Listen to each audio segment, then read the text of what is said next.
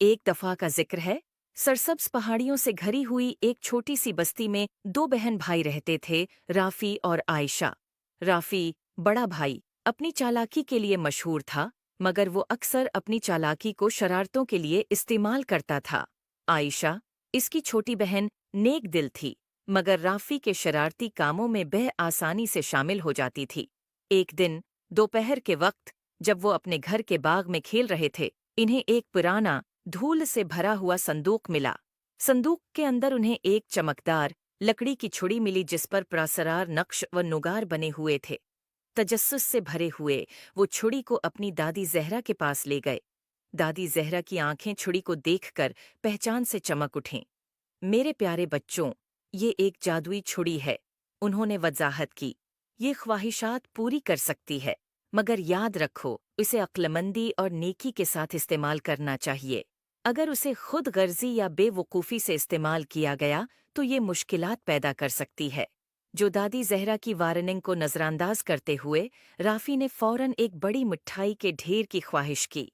अचानक कमरा मिठाइयों, चॉकलेट्स और केकस से भर गया। आयशा खुशी से चला उठी, मगर जल्द ही उन्हें एहसास हुआ कि मिठाइयाँ इतनी ज्यादा हैं कि वो खा नहीं सकते, और पूरा घर एक चपचपी जिंदगी में बदल गया।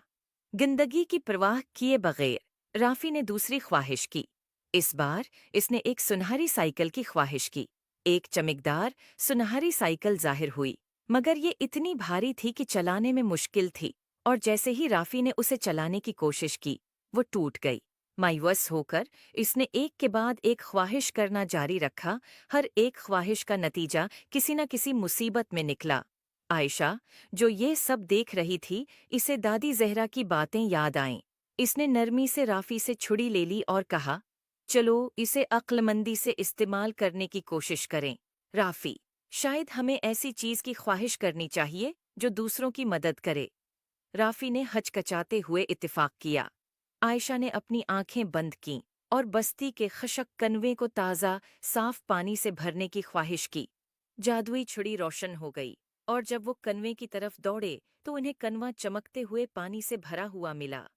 देहाती खुशी से झूम उठे और राफी और आयशा का शुक्रिया अदा करने लगे। उन्होंने जो खुशी बस्ती को पहुंचाई, उसको देखकर राफी ने जादुई छुड़ी की हकीकी ताकत को समझा। इसने अपनी पछली बेवकूफ़ियों के लिए आयशा और दादी जहरा से माजरत की। इस दिन के बाद राफी और आयशा ने जादुई छुड़ी को सिर्फ नेक कामों के लिए इस्तेमाल किया, जिससे उनकी बस्ती खुशहाल हो गई।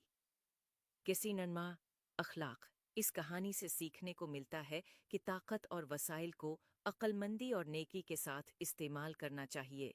खुद गर्जी या बेवकूफ़ाना अमल मुसीबत ला सकते हैं, मगर जब उन्हें दूसरों की मदद के लिए इस्तेमाल किया जाए तो वो खुशी और खुशहाली ला सकते हैं।